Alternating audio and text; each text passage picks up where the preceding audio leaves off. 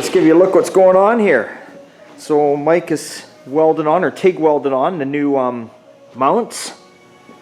You can see it down in here. He's kind of hard to see. Anyways, mounted in there. Down below here, he's pulled the dent out there. So he's got the wing all fastened up where it should be.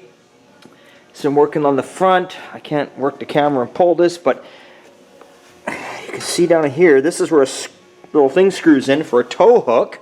Let's see if I can flip this up without putting this camera down. Oh, kinda. Right down in there, he's made that up and welded it on.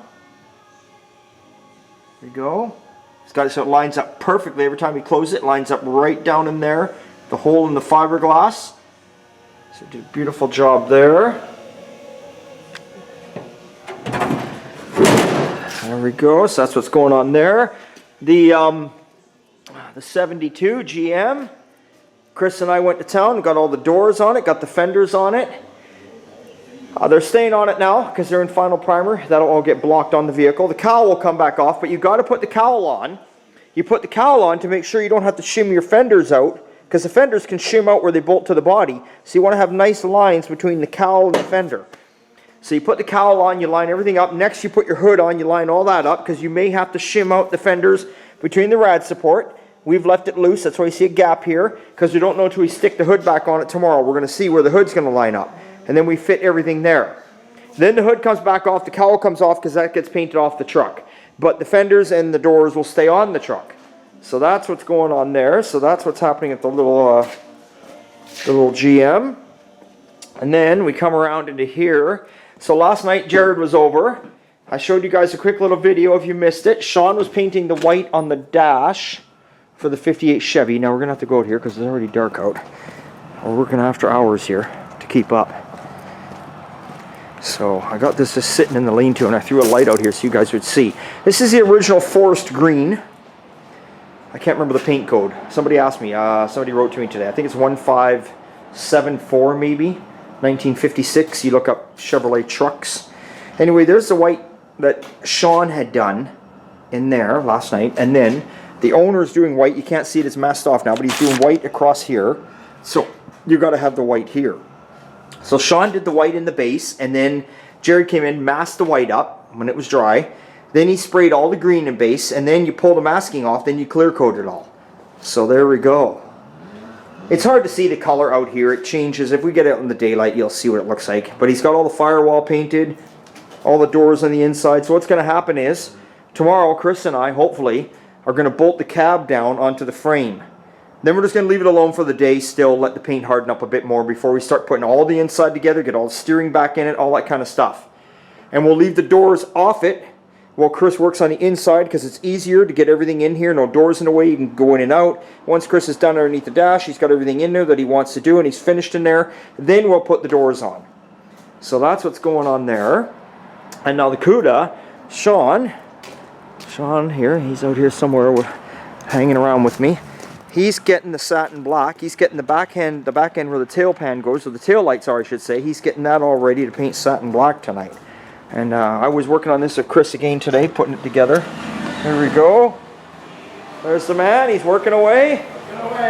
Working away. See, so he's getting all that ready. That's all going to be a nice satin black in there. He's going to spray that tonight. He's going to be here to who knows when. Midnight. Midnight? Yeah. Hey, yeah, well, there we go. Another 20-hour day. Yeah, I do not overwork my employees. So I started putting some of the chrome on here today, and I got the chrome piece on here. I got the marker lights in. Started putting the chrome around the wheel wells on.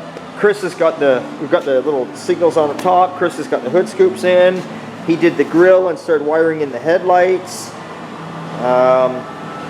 Yeah, we got the Plymouth emblem up there, so we're slowly plugging away at it. We're going to be putting the glass, I believe, is going in it tomorrow or Friday. Stripes are going to go on it Saturday, and yeah, we should have this thing ready to roll out of here Tuesday or Wednesday next week. So that's what's happening. Obviously, it's leaving with no interior. The customer's ordered all the new interior, but he's not going to see it to probably February, March. But he's not worried about that. He's not going to drive it now anyway, because it's It's wet, shitty weather out anyway, so why would he drive it? He doesn't want to. He is going to make it, I've said it once, I'll say it again, he's going to make it his daily driver. He's actually a police officer, and he lives up in Abbotsford, and he's going to drive it every day from Abbotsford to Chilliwack in the summertime, every single day. Unless he gets up in the morning, it's pissing down rain, he's not gonna, but if it's nice out, he's taking it every day. And I said, what are you gonna do when you get caught in the rain? He says, so what? He said, it's a car. He goes, I'm gonna drive it. He goes, it's something I've always wanted to have, I've always dreamed of it. He said, I built it now, I'm gonna drive it, I'm gonna have fun with it. He's gonna come by, do a nice big smoke show for me, and that's what's gonna happen. And you gotta like that. That's what these cars are meant to be. They're meant to be driven. You know, I get not driving them in the winter in the snow. I don't drive a lot of mine in the snow either. They sit in the carport or they just sit outside in the snow. But yeah, you got to drive them. So that's the good thing about it. Okay, remember, it's always good time at Old Time. We'll see you next time. Thanks for subscribing. Thanks for watching. OldTimeGarage.ca. Check out the t-shirts and decals because they are going quick, honestly. Okay, oh! And if you're waiting on the beanies are here. The beanies are here. I'm going to go pick them up, and we're going to have beanies for sale in the next day or two. And they're a limited edition. Okay, guys. See you later.